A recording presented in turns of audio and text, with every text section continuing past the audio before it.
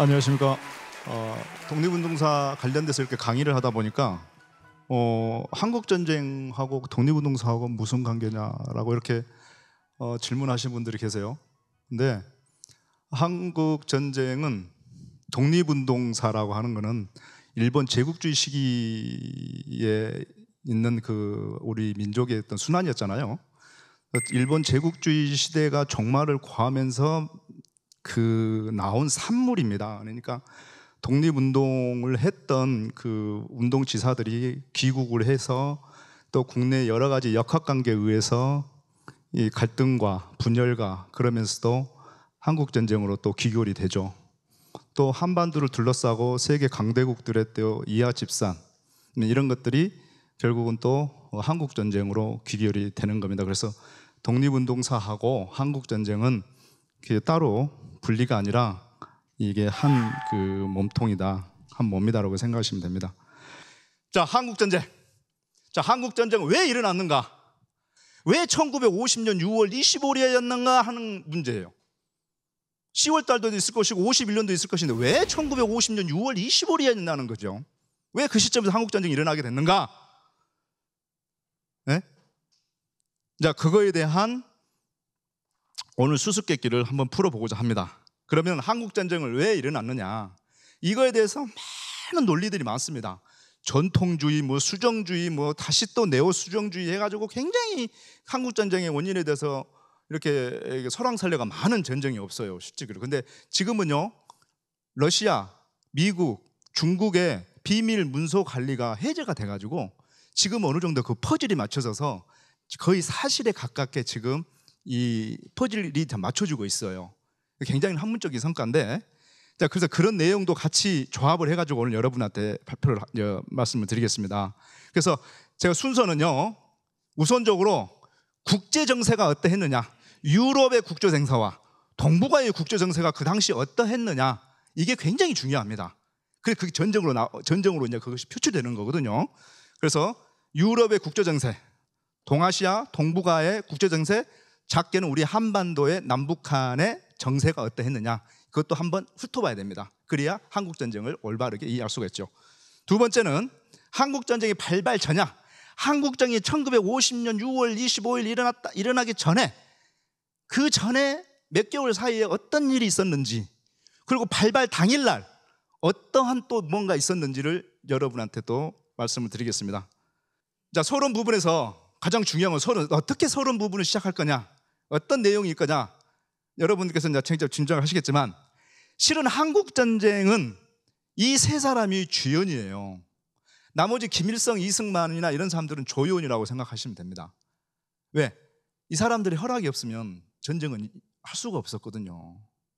그러면 공산 사회주의의 가장 큰 형이었던 스탈린, 이 사람은요, 저는 개인적 판단에 이 사람은 정치적인 천재라고 봐요. 이 정치적 감각, 정무적 감각이 아주 뛰어난 사람입니다. 머리가 굉장히 좋아요. 이 권력이 속성이라는 걸 알고.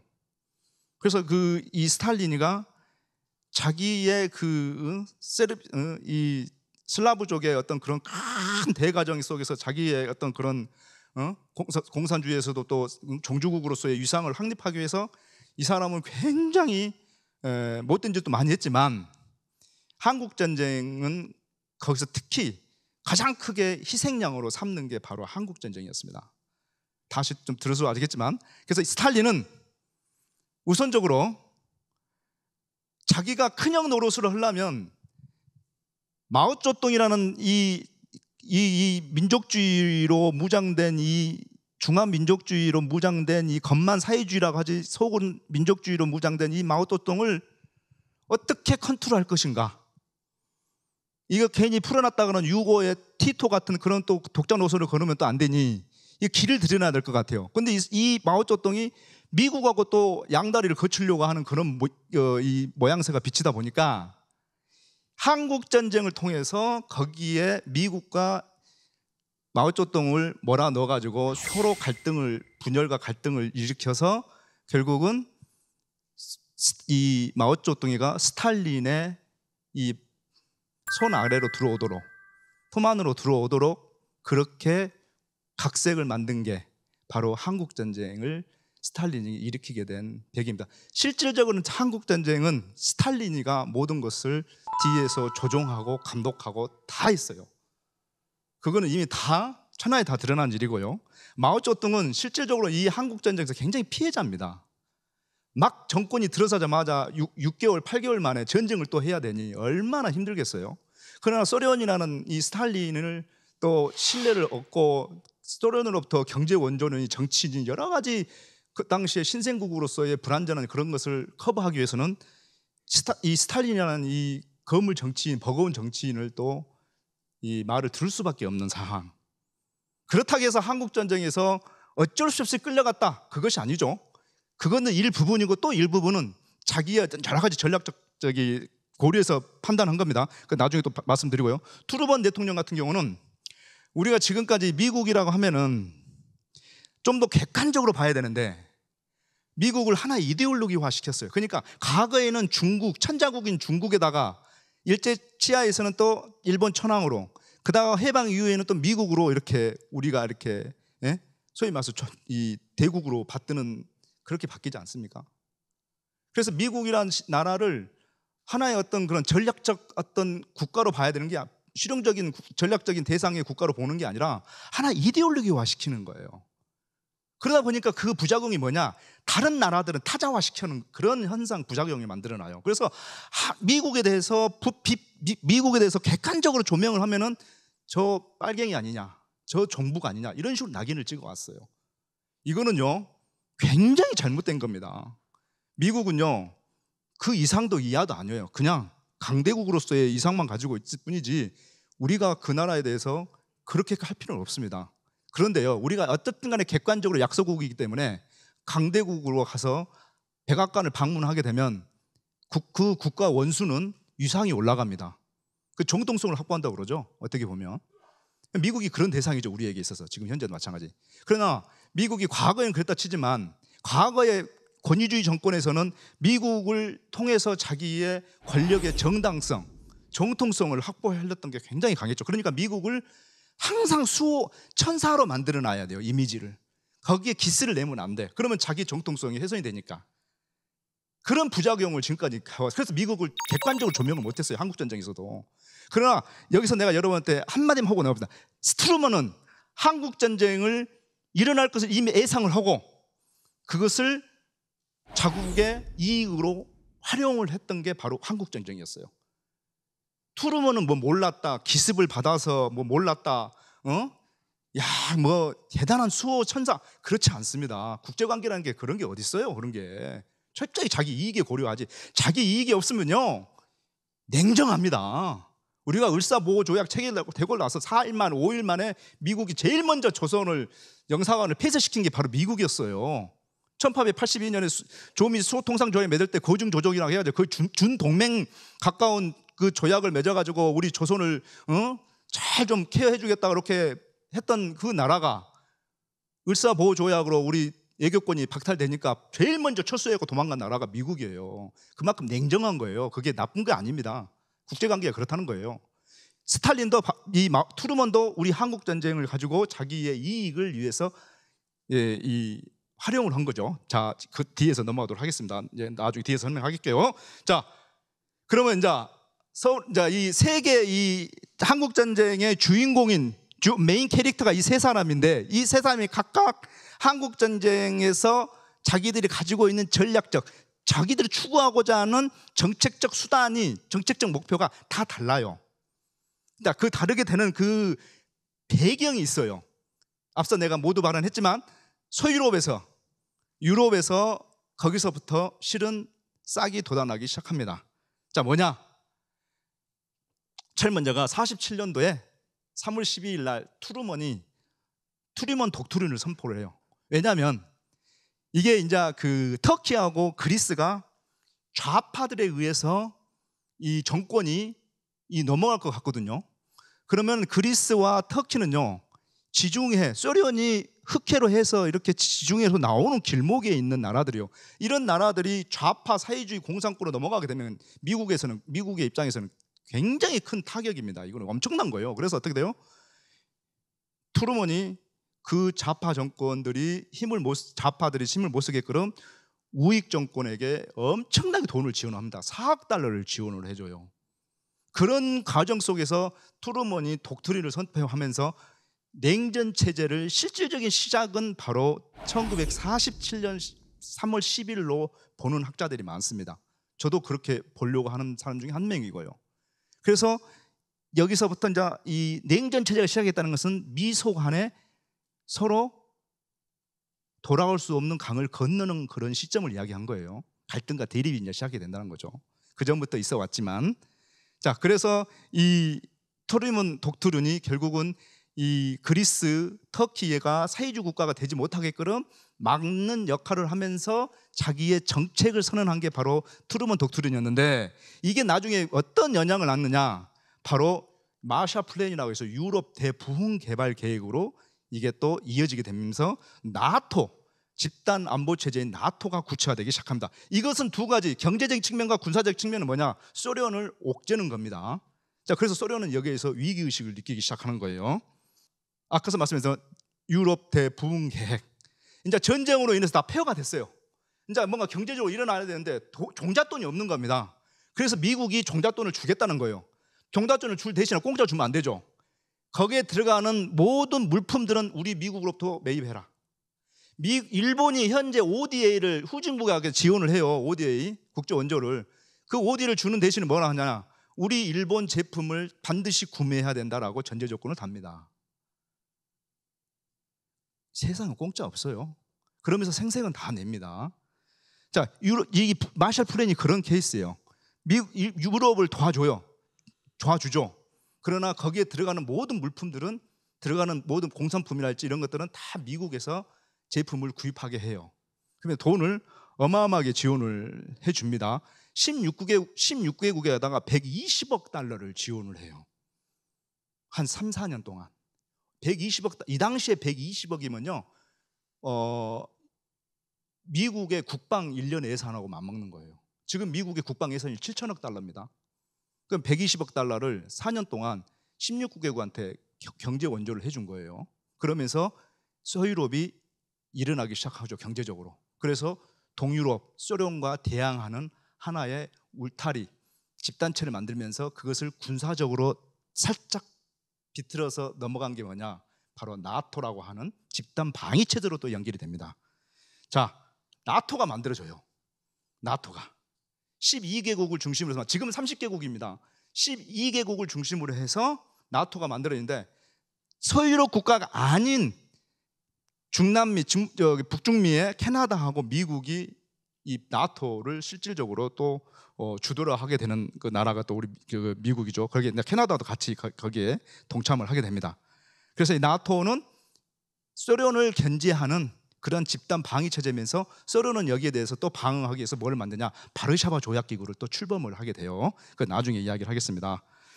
그 다음 또 뭐냐, 서베를린 봉쇄 작전입니다.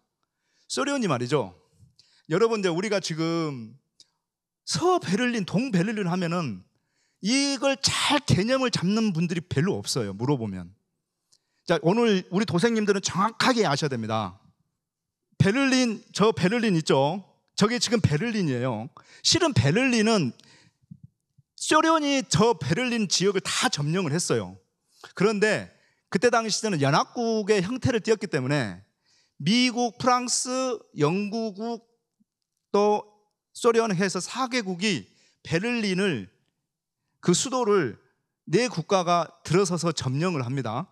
나눠서. 그래서 보신 바와 같이 영국, 프랑스, 미국은 자유진영, 자유민주주의 국가 체제로 해가지고 저것을 소독으로 편입을 시킵니다. 그러면서 새로운 통화를, 화폐를 유통을 시키는데, 여기에 소련이 반발을 하면서 어떻게 너희들이 그럴 수가 있느냐, 그래서 그 견제 수단으로 뭐를 했냐, 그래? 그러면 아예 이 베를린을 아예 봉쇄해버리겠다는 거예요. 베를린만 뺀 나머지는 동독인데, 그 동독 안에 섬인 거예요, 섬. 이 베를린이라는 것은. 그 베를린이 하나의 섬이에요. 육지지만, 대륙이지만 그 섬이에요. 그래서 거기에는 4개 국가가 점령을 하고 있어요. 각각 분할해가지고. 거기에 소련이 있고 나머지는 자유진영 민주주의 국가체니까 하루하루 이제 소독으로 편입을 시킨 거예요. 자, 그러면서 또 화폐를 통화를 시키고 여기 유통을 시키고 새로운 화폐로 마르크화로 이제 동독은 이제 제국 화폐라고 제국 화폐를 이제 사용하게 되는데 거기에 이제 소련이 견제를 하면서 나온 게 바로 서베를린을 완전히 봉쇄를 시켜버려요. 육로로 들어가는 모든 길을 다 막아버려요. 그러니까 어떻게 돼요? 베를린 시민이 120만에서 150만,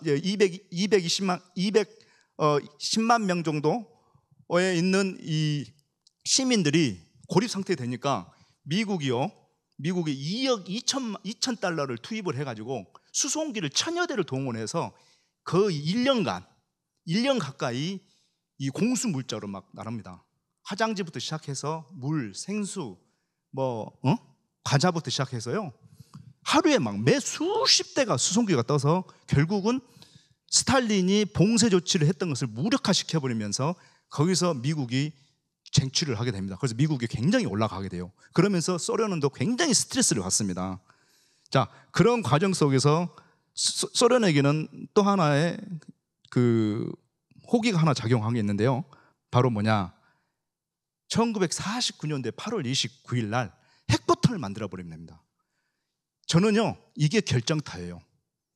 스탈린이 자신감을 가질 수 있는 가장 믿을 만한 이 백그라운드가 바로 이 핵폭탄을 보유했다는 것이 바로 소련이 자기가 세계 대전략에서 국동을 한반도를 가지고 장난칠 수 있었던 그런 자신감이 바로 이 핵실험을 통해서 핵폭탄을 확보했다는 것이 가장 저는 스탈린에게 있어서 어떤 그 전략을 공간을 넓힐 수 있는 그런 여지를 만들어줬던 게 뭐였냐? 바로 이 핵폭탄의 실험이었다고 저는 성공이었다고 보는 겁니다. 제 생각이 아니고요. 일반 학자들도 다 그렇게 생각합니다. 자, 유럽에서는 지금 현재 핵폭탄 하나만 실험 성공을 했지 계속 지금 현재 동유럽 국가들을 자기 위성 국가인 이 국가들 계속 압박을 해요. 소련 입장에서는 굉장히 스트레스입니다. 돈은 없지요. 미국은 물량으로 막 서유럽에다 퍼붓죠. 동유럽에 있는 국가들은 왜 소련 너네는 저기 서유럽은 저렇게 하는데 왜 그냥 너네들은 아무것도 없냐? 그러면서 이 동유럽 국가들이 동요하기 시작해요. 자, 그러면 얘들이 동요한다는 것은 뭐예요? 소련의 입장에서 봤을 때는 안보상에 불안할 수밖에 없는 거예요. 자, 이것을 해소하기 위해서는 뭐가 필요했느냐? 바로 한반도가 필요했던 겁니다. 자, 그러면 한반도는 어찌 했느냐? 동북아를 한번 정세를 보겠습니다. 자, 1945년 8월 15일 날 광복과 동시에 한반도는 분할이 됐어요. 거기는 일본에게 항복을 받기 위한 분할이었지 지금 같은 이런 분할이 아니었습니다. 자, 그런데 남북 간에 이데올로기적 갈등이 대립하면서 이미 제가 지난번에 강연을 한번 말씀드린 것 같은데 소련은 이미 미소 공동위원회니 이런 것은 그냥 제수처에 불과하고요. 쇼맨십에 지나치 않고 45년 9월 20일 날 런던에서 5개국 정상회담을 할 때, 5개국 외무장관 회담을 할 때 그때 소련이 일본을 점령하는 데 같이 동참하자. 또 리비아에 있는 지중해 그 해안가에 있는 그 지역을 우리에게 할항을 해달라. 그리고 터키 위에 이스탄불 쪽에 다르네데스 해협을 통과하는데 무해 통항권, 안정적인 통항권을 미국이 네가 좀 보장을 해주라. 그런데 미국은 그 지역들은 다 미국에게 전략적으로 굉장히 중요한 지역이었기 때문에 거절을 합니다. 그래서 그때 이후로 스탈린이 뭐냐? 그래? 그러면 알았다. 그러면서 뒤에서 뒷북 때린 게 뭐였어요? 국공내전을 시작하라. 두 번째, 한반도에서 김일성으로 하여금 정권을 북한 단독 정권을 수립하도록 이미 45년 9월 20일 이후부터 작전이 들어가기 시작합니다. 단독 정권, 북조선 정권을 수립되는 그런 그 과정으로 들어가게 되는 거예요. 자, 그러면서 이 남한 쪽에서는 이 화약고 뇌관에다가 이 스파크를 튕기게 만든 뭐냐? 바로 여러분들이 아시겠지만은 그 미소 간에 있었던 그 모스크바 삼상회의에서 일었던 신타통치를 찬성하냐 반대를 두냐 해가지고 굉장히 갈등을 많이 일으켰죠. 그게 이제 이 미소가 또 그 공동위원회가 1차, 2차 갖다가 결렬되게 하는 또 그 요인이 되고요. 그 다음에 주한미군이 또 49년도에 6월 달에 철수를 하게 됩니다. 군사 고문단 500명을 남겨두고요. 이런 것들이 전쟁을 가기 위한 우호적인 환경을 지금 만들어내는 거예요. 자, 세 번째는 뭐냐? 북한 김일성이 소련을 방문하게 됩니다. 그게 1949년 3월이에요. 이때 남친 계획서를 가지고 갑니다. 왜? 중국 대륙에서는 작은 형인 이 마오쩌둥 형님이 전국 대륙을 거의 지금 석권하고 분위기로 가고 있거든요. 자신감이 생긴 거예요. 그래서 큰형한테 쫓아가서 형님, 우리 남한 미제로부터 해방시키랍니다. 좀 허락해 주십시오. 스탈린이 딱 보고 전체도 보니까 야, 지금은 시기상조야. 때가 아니야. 좀 기다려봐. 바로 기각을 시킵니다. 그러면서 다시 북한으로 다시 들어오죠. 자, 그러면서 중국 대륙에서는 장개석하고 마오쩌둥하고 또 2차 국공 내전을 하지만 결국은 어떻게 돼요? 1949년 5월 달에 양자강을 홍군이 넘어가면서 중국 공산당 당군이 넘어가면서 대륙은 인자 마오쩌둥의 손아귀에 떨어지게 되면서 1949년 10월 1일 천안문 광장에서 중화인민공화국을 선포를 하게 됩니다. 이것도 스탈린이가 한국전쟁을 가지고 일으키게 되는 심리적인 요인으로 또 작용을 해요. 자, 그 다음 뭐냐? 중소우호 동맹조약을 2월 14일 날 1950년 2월 14일 날 체결을 합니다. 이것은 중소우호 군사동맹조약이에요. 이 부분 더 이상 설명을 안 드리겠습니다. 그래서 어떻게 돼요? 이 중국은 든든한 백이 생긴 거죠, 한편으로. 그러나 힘이 없기 때문에 소련하고의 애속 관계가 될 수밖에 없는 그런 어떤 구조적인 한계를 갖고 있지만 어떤 간에 군사적으로나 안보적으로나 경제적으로 소련으로부터 지원을 받을 수 있는 그런 제도적인 장치를 마련했다는 데서 의의가 있는 거고, 이게 나중에 이제 한국 전쟁을 말려들게 되는 또 하나의 계기가 됩니다. 그다음에 뭐냐? 그 유명한 또 HC 선언을 또 하게 돼요. 이 HC 선언은 미 국무장관이 1950년 1월 12일 날 뉴욕 워싱턴 프레스 센터 클럽에서 기자들 앞에서 브리핑을 합니다.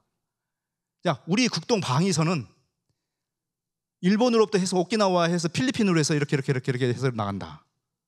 거기에는 한반도하고 우리 남한하고 한국하고 대만이 빠진 거예요. 그렇지 않아도 지금 김일성이 어떻게 하면 호시탐탐 한번 불장난 해볼까 하는데 미국에서 이쪽은 방어하지 않겠다라고 딱 공개적으로 선언을 하니까 어떻게 돼요? 이거 잘 됐네. 야, 이거 기가 막히다. 그래서 어떻게 돼요? 자신감을 갖게 되는 겁니다. 왜? 중국 대륙은 마오쩌둥이가 확실하게 국가를 세웠죠. 그리고 미국에서는 에치슨 선언을 통해서 한반도와 대만을 방위선에서 제외한다라고 공개적인 선언을 했고요. 그러니까 또 소련 입장에서는 뭐예요? 또 핵폭탄을 또 만들게 돼서 뭐 두려울 것도 없죠. 그래서 어떻게 돼요? 이제 서서히 한국전쟁 공모 2차전으로 2단계로 들어가게 됩니다. 자, 한번 볼까요? 자, 이거는 우리 남한의 이제 정치 지형입니다. 우리 한반도 내에. 자, 보십시오. 자, 이 현준혁과 김두봉, 이건 북한 지역입니다. 그러니까 민족주의 세력들이죠. 그다음 이쪽은 여운형, 김규식. 여운형은 중도 좌파이고 밑에 김규식 세력은 중도 우파예요. 그다음에 이쪽 조만식, 김구 선생님은 이쪽 민족주의 세력들이죠. 조만식 선생은 이제 북한에서 활동을 했고, 김구 선생은 우리 남한에서 다 아시다시피 남한에서 이제 그렇게 활동을 했죠. 자, 여기서 중요한 게 뭐냐면은 이승만이라는 사람은요, 제 생각에는 스탈린에 버금가는 사람이라고 봐요. 그 정치력이. 김구 선생님은 안타깝게도 정치인은 아니에요. 그 양반은 그런 트레이닝을 받지 못했어요. 오직 결백과 순수한 어떤 열정, 순혈주의죠. 독립운동가 중에서 좌파들은 상종을 안 했어요. 그런데 정치라는 것은 그런 건 아니잖아요. 다양한 색깔을 포용해서 어떤 권력을 잡고 나서 그 다음에 자기 색깔을 드러내야 되는데, 김구 선생은 독립운동가의 민족주의 독립운동가들만 추구를 하면서 나머지 좌파니 이런 것들은 철저히 배제를 시켰다는 겁니다. 그러니까 어떻게 돼요? 정치 권력에서 철저하게 고립을 당하죠. 그렇지만 명분이 있어요. 이분은 고미한 도덕성 아주. 왜? 임시정부의 주석이었으니까. 그것 가지고 남한에서 자기 정치적인 위치를 확보한다는 것은 이 시대에서는 그걸 허락하지 않습니다. 그러나 이승만은 어떻게 돼요? 1차 미소 공동위원회가 결렬이 되니까 이승만은 딱 눈치를 챈 거예요. 이거는 남북 간의 통합 정권이 성립될 수가 없겠나. 미국의 궁극적 의도는 남한만의 단독 정권을 친미 우호 세력을 세우는 거구나. 그래서 1946년 6월 3일 날 정읍에서 정읍 발언을 합니다. 남한 단독 정부를 수립해야 된다고. 그래서 이 사람은 어떻게 돼요? 미국으로 넘어갑니다. 미국 워싱턴에 가서 엄청나게 로비를 합니다. 그 정가들 돌면서 우리 한반도 남쪽은 미국 중심의 친미 성향의 이 단독 정권이 들어서야 돼. 북한하고는 섞을 수가 없다. 이미 그렇게 해서 로비를 합니다. 그렇게 해서 이승만은 미국의 등을 얻고 계속해서 순항을 하면서 결국은 어떻게 돼요? 정권을 잡죠. 자, 정권을 잡는데 김구 선생은 어떻게 됐냐? 김구 선생은 이 이승만 정권에게 있어서 굉장히 부담이 돼요. 그래서 주한미군이 철수하는 과정 속에서 그 6월 26일 날 김구 선생은 제거될 수밖에 없어요. 그 나라 그 당시의 정치 구조상으로 살아있으면 그건 비정상이었어요. 냉정하게 이야기하면 그렇습니다. 반민특위부터 시작해서 계속 반민특위를 주장하는 그 국회의원들이 누구냐면 바로 이 사람들이거든요. 김구 선생을 추종하는 국회의원들이었어요. 그 반민특위는 아시다시피 이 이승만의 자기들의 그 하부 자기 홍위병들 소위 말해서 얘네들을 다 잡아내는 거 아니에요. 그러니까 이승만 입장에서는 저 반민특위를 주장하는 그 배후 세력에는 이승만이다. 저는 제거해야 된다.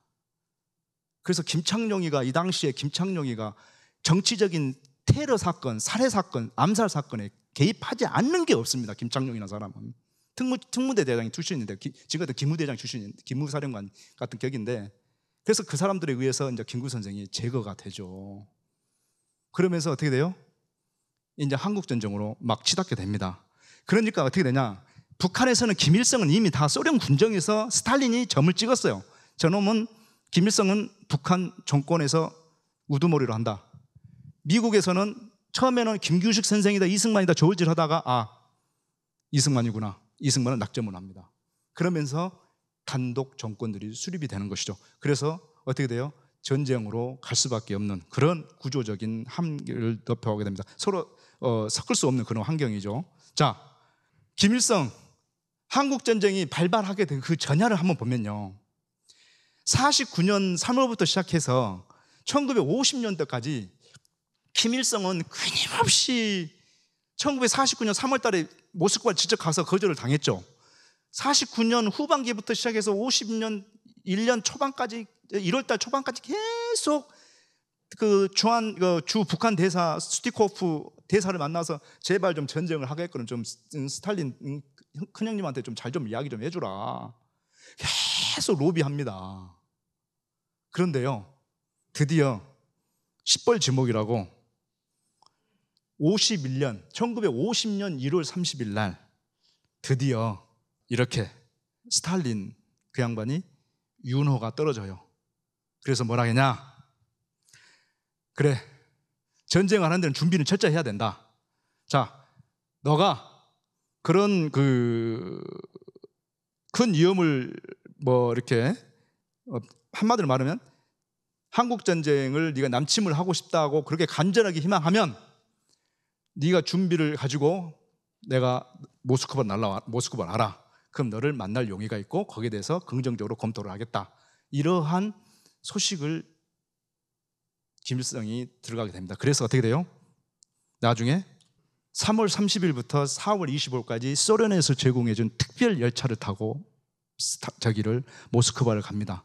거기에서 1950년 4월 10일은 굉장히 중요한 날이에요. 1950년 4월 10일 날 스탈린은 김일성과 회담해서 정식으로 바로 남친 전쟁 계획을 공식 승인하게 됩니다.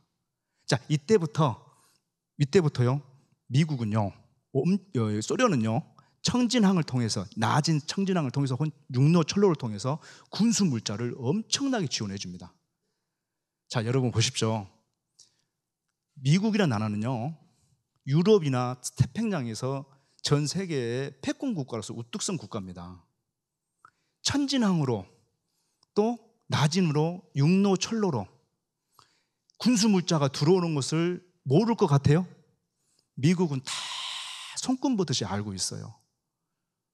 다 알고 있었습니다. 미국의 입장에서 한국전쟁은 기습을 받았다? 그것은요, 냉정적 사고에 의한 엉터리입니다. 엉터리. 미국은요, 처음부터 끝까지 북한과 소련과 이 중국의 움직임을 계속해서 모니터링하고 있었고요. 두 번째는 뭐냐?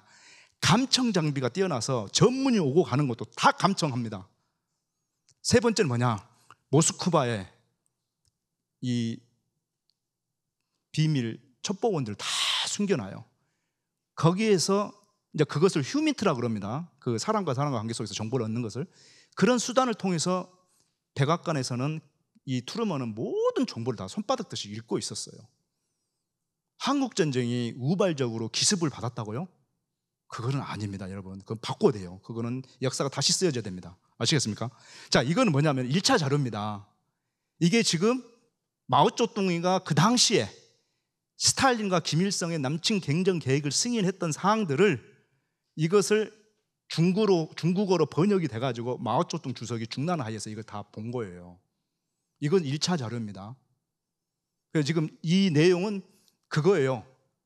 이제는 국제 형세 변화로 인해서 전쟁할 수 있는 그러한 환경이 됐다. 너희 전쟁을 허락한다. 다만 전쟁을 하되 소련은 절대 병력을 직접 지원해 줄 수도 없다. 그러면 미국하고의 갈등에서 3차 세전이 번질 수가 있으니 나는 간섭하지 않겠다. 군대 보내지 않겠다. 다만 네가 전쟁을 하려면 모택동하고 가서 상의를 해라. 모택동이 오케이 하면 이 전쟁은 최종 승인이 나는 거고, 모택동이가 거절하면 다시 재검토한다. 그러니까 공은 누구한테 넘어갔어요? 마오쩌둥한테 넘어가는 거예요. 그래서 어떻게 돼요?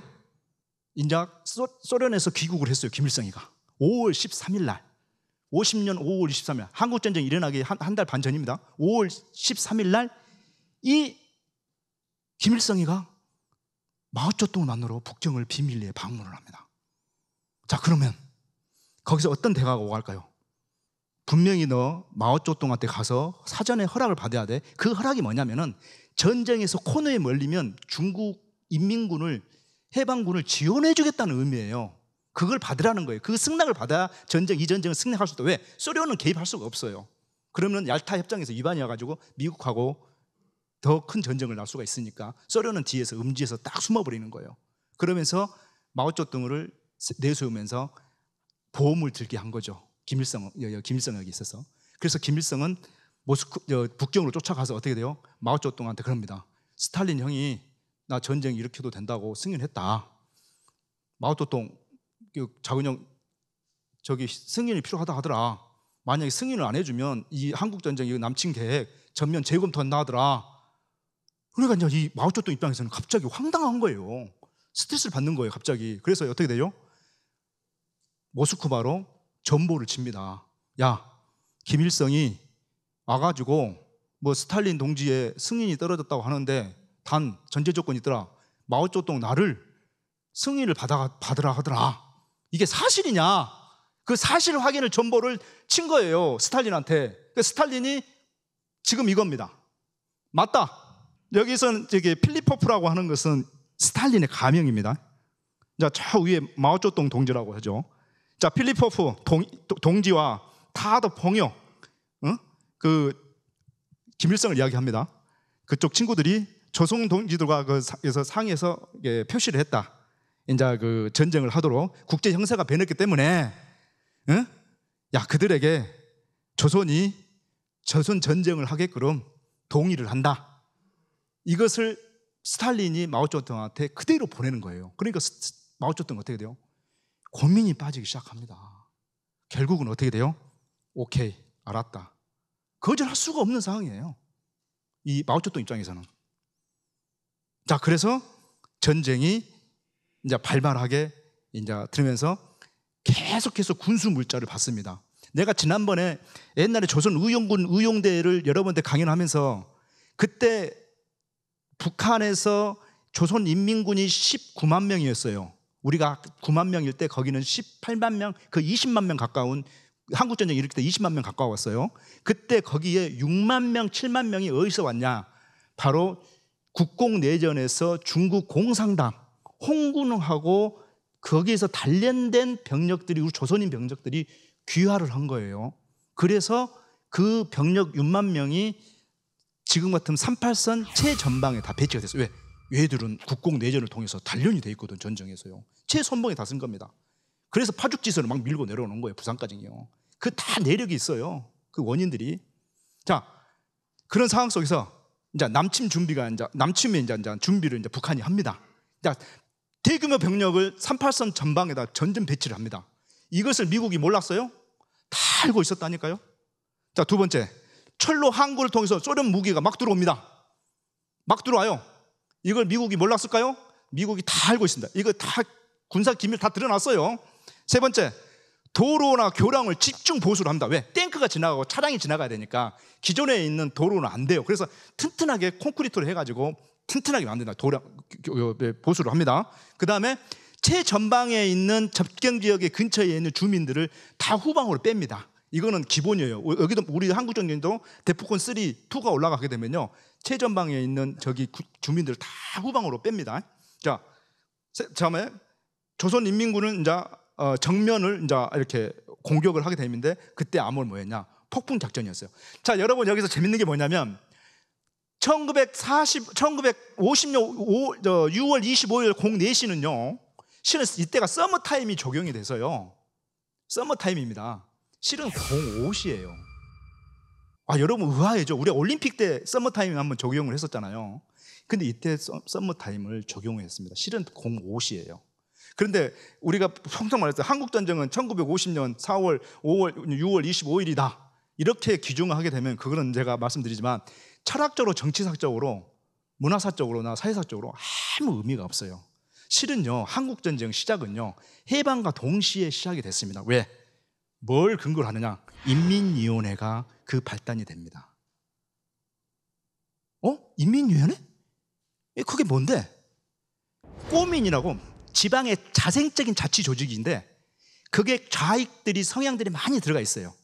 그래서 한민당의 그 김성수나 이 송진우나 장독수 이런 사람들이 미 군정에 고문을 하면서 지방에 있는 지방 인민위원회는 빨갱이들이 많이 있으니까 그걸 철저하게 배제시키고 친일 관료, 경찰들을 등용해라. 그러면서 미 군정에서는 경찰, 친일 경찰, 친일 관료들을 등용하면서 이 자생적인 조직이었던 인민위원회 회원들하고 멤버들하고 충돌이 생기면서 무력 충돌이 일어나게 돼요.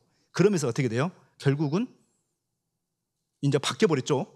갑이 돼버린 거예요. 친일 이 부역, 이 관료들이나 경찰들이. 이 인민위원회 이 사람들은 어떻게 돼요? 산으로 들어갑니다. 이게 뭐예요? 제1차 빨치산이 되는 거예요. 두 번째 빨치산이 뭐냐? 1차 빨치산이, 두 번째 빨치산이 뭐냐? 여순 사건에서 진학군에게 쫓겨서 지리산으로 들어간 게 두 번째 빨치산이에요. 제 말 잘 이해하셔야 합니다. 잘 기억하셔야 됩니다. 또 나오는데, 세 번째는 뭐냐? 세 번째 빨치산은 뭐냐요? 인천 상륙 작전을 하면서 허리가 잘려버리잖아요. 부산에서 낙동강에서 집중하고 있다가 뒤에서 뒤통수를 맞으니까 어떻게 돼요? 포위가 돼버리죠. 도가니에 든 쥐가 돼버리잖아요.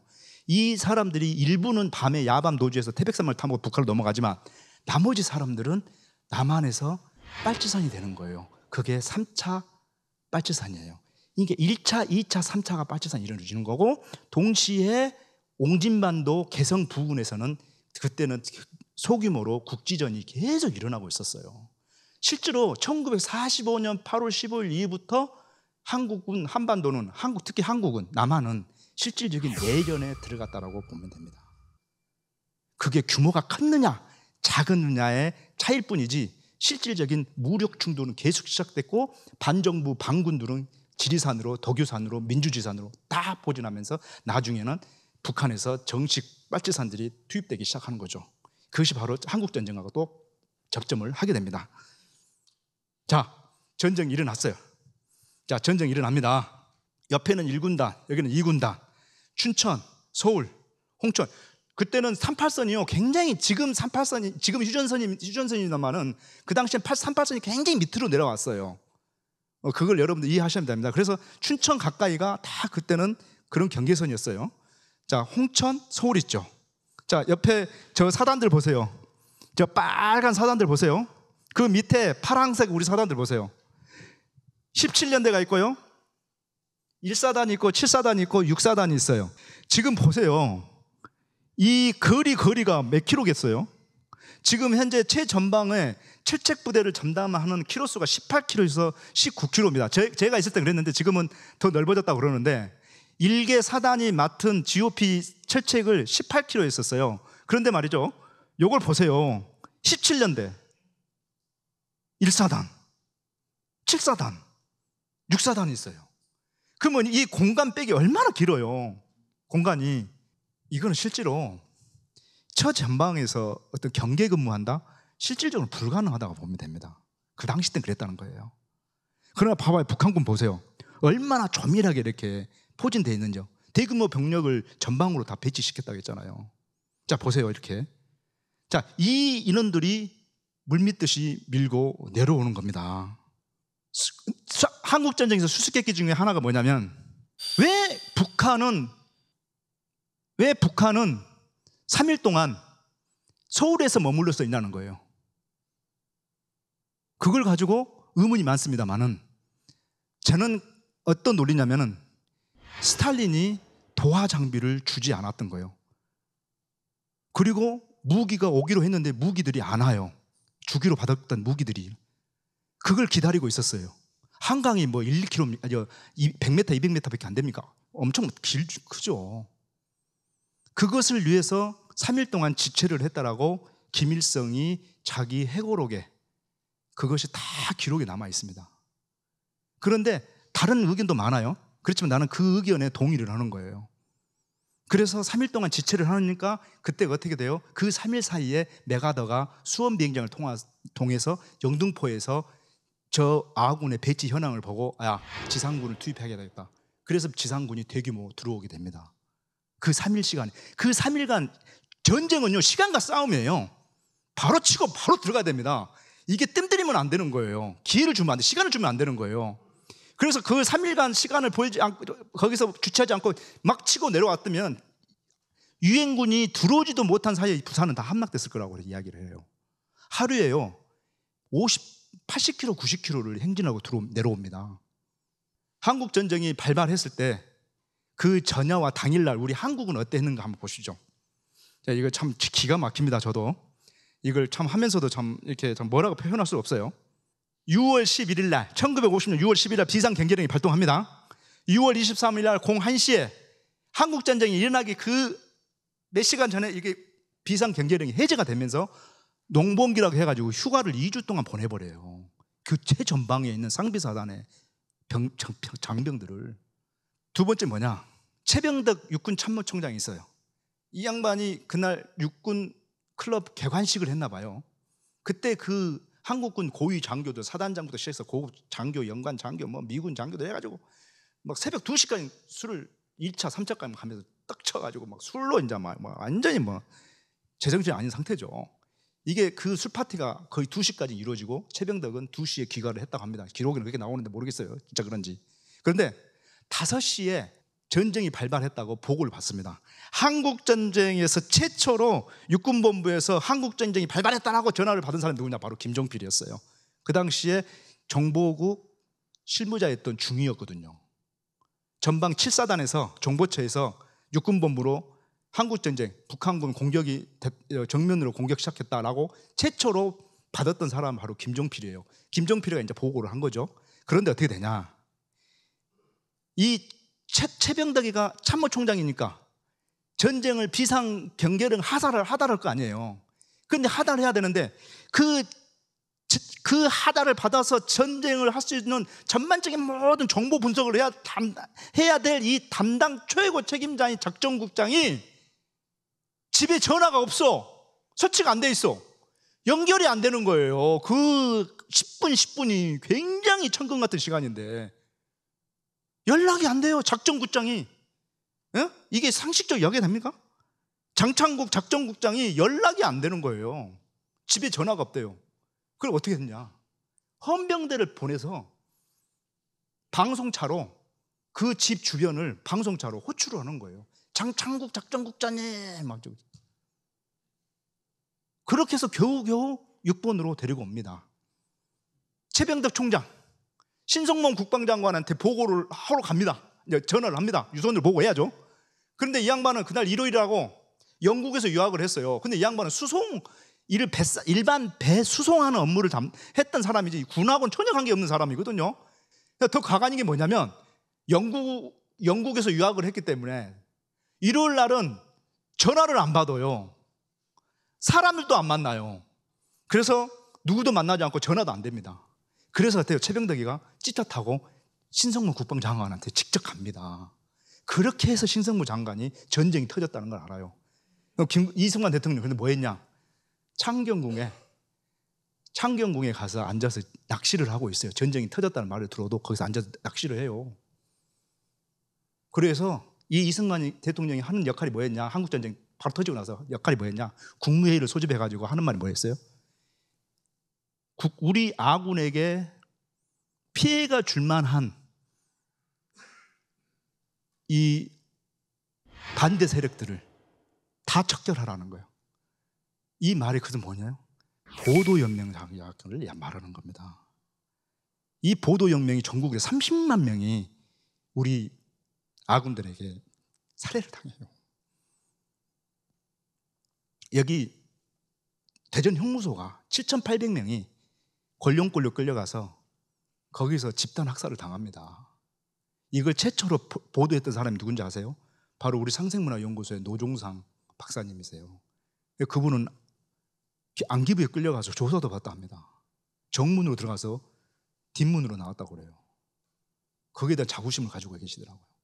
자, 한강다리 폭파, 이것도 정말 가관입니다. 6월 28일, 전쟁은 25일 일어났죠. 6월 28일 새벽 2시 30분에 최병덕 총장이라는 육군 총장이 한강 대교를 폭발하라고 책창식 그때 공병감 대령한테 하달을 합니다. 한강 대교에다가 폭탄을 설치를 합니다. 그런데 이때 최창식은 굉장히 고민했다고 그래요. 이걸 꼭 폭파해야 될 만하냐. 그런데 북한군이 쳐들어온다 하니까, 서울 수유를 넘어온다 하니까, 미아리골을 넘어온다 하니까 난리 난 거예요. 근데 그게 거짓 보고였어요. 그런데요, 이시영 부통령이 그 한강 다리를 통과하자마자 바로 폭탄 단추를 누릅니다. 그러면서 어떻게 돼요? 800명, 한 1000여 명이 그 한강대교에서 다 죽어요. 더 가관인 건 뭔지 아세요? 서울 수복이 되고 나서 어느 정도 안정이 되니까 이제 전쟁에 대한 책임론을 일어나게 됩니다. 국회의원도 그렇고 이제 시민들도 그렇고 이 전쟁을 제대로 못 맞는 이 무능한 이 정권. 그런데 이승만 정권은 어떻게 돼요? 희생양을 찾아야 돼요. 그 희생양을 누구 찾아요? 최병덕을 찾으라니까 최병덕 이미 죽어가서 없고요. 최창식을 잡아다가 즉절 처형을 시켜버립니다. 희생양을 잡는 거예요. 너희 놈이 제가 뭔지 아십니까? 적전비행이라는 거예요. 적전비행. 그 사람이 무슨 죄가 있어요? 이게 바로 이승만 정권이 벌였던 4.3 항쟁, 여순 사건, 각종 국민 방위군 사건, 각종 민간인 대학살 사건들이 바로 이런 사고 속에서 이런 것들이 무차별적으로 막 일어난 거예요. 그래서 어떻게 돼요? 1964년에 가서 사면 복구됩니다. 왜? 와이프, 부인이 엄청나게 읍소를 합니다. 그래서 64년도에 이 책창식 대령이 복권이 돼요.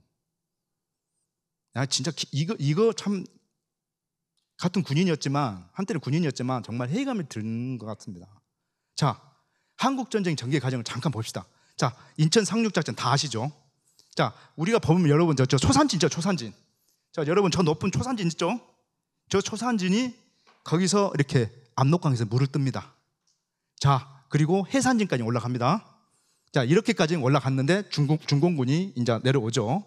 이 내용은요, 여러분들, 이 내용은 뭐냐면, 이 편지가 참 중요한 편지인데 2005년도에 러시아의 그 장교가, 학자가 그 소련의 그 러시아의 문서 보관소에 가서 문서 하나를 발견했는데 뭐냐?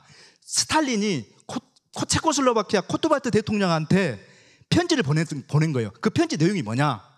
내가 왜, 이건 8월 달에 보낸 겁니다. 8월 27일 날 보낸 거예요. 내가 왜 한반도에서 전쟁을 일으켰는지 아냐? 그거에 대한 자기의 솔직한 소회를 자기 친한 동지한테 편지를 보낸 거예요. 이 편지가 굉장히 센세이션을 불러일으켰어요. 2005년도에. 이 핵심은 뭐냐? 미국을 고립시키기 위한 거예요. 이 동유럽에서, 서유럽에서 막 밀고 들어오니까 소련이 위기의식을 느껴요. 스탈린이. 그래서 어떻게 돼요? 이 미국의 힘을 분산시키기 위해서 극동에서 전쟁을 일으키게 되면 이 미국이 그쪽으로 참전할 것이고, 그러면 어떻게 돼요? 힘이 분산이 되잖아요. 그것을 효과를 노리면서 동시에 뭐냐? 트루먼은 미국하고 중국이 가까워지려고 하는 그런 낌새가 보이는데, 이 두 나라를 한반도에서 한국전쟁에서 거기서 가둬놓고 싸움을 시키면 분열 갈등을 일으킬 거 아니에요. 그러면 서로 원수가 되면서 마오쩌둥은 자기 수하로 들어오게 되고, 미국은 서유럽에다가 신경을 쓸 수 있는 그런 여력이 없어져 버리면서 스탈린이 자기의 위신, 자기의 활동 공간이 넓어지는 겁니다. 이게 바로 전략이에요. 다른 거 없어요. 자, 그러면 트루먼은 어떻게 이 한국전쟁을 이용했냐? 다 알고 있었어요. 자, 여러분, 저 빨강 SL17이란 저건 문서 기호입니다. 비밀 문서 기호예요. 저것은요, 아마 우리 한국사에서 아마 거의 알려지지 않는 미국의 군사 비밀 문서예요. 저 SL17이 1949년 9월 달에 완성이 됐는데, 그 내용이 뭐냐? 이미 한국전쟁이 일어날 것을 이미 예견을 하고 거기에 맞는 작전 절차를 다 수립해 놨다는 거예요. 이게 바로 이 SL17이라는 이 비밀 문서입니다. 이게 49년 9월 달에 다 만들어 놨다니까요. 그러니까 한국전쟁이 일어나기만을 기다리는 거죠. 터지니까 어떻게 돼요? 거기에 맞게 인천 상륙작전도 이미 다 SL17의 작전 계획이 다 들어가 있었어요, 거기에. 그리고 북한에서 일어났던 모든 소련하고 마오쩌둥하고 오고 갔던 정보, 전신, 무기 들어오는 거, 그것까지 다 모니터링을 하고 있었어요. 안방에서. 전쟁 곧 일어나겠다. 우리 전쟁 일어나면 어떻게 한다. 근데 이 전쟁을 어떻게 미국은 이용하려고 했냐? 대규모, 미국이 2차 세계대전이 끝나자마자 1000만 명에서 100만 명, 80만 명 군인이 줄어들어요. 그런데 소련이라는 거대 조직이 있어요. 근데 이 거대 조직을 소련이라는 거대 공산주의 국가 세력권을 견제를 하려면 돈이 있어야 되잖아요. 그럼 의회 승인이 필요해요. 의회 승인이 필요한 뭐가 있어요? 국민들의 여론이 있어야 되는 거예요. 그래서 어떻게 돼요? 한국전쟁을 통해서 공산주의 위협의 그 어떤 위협도를 계속해서 이것을 국민들한테 홍보를 하는 거예요. 봐라, 공산주의가 저렇게 무섭다. 그러면서 어때요? 국민들의 여론이, 그래, 그럼 국방비 증액해라.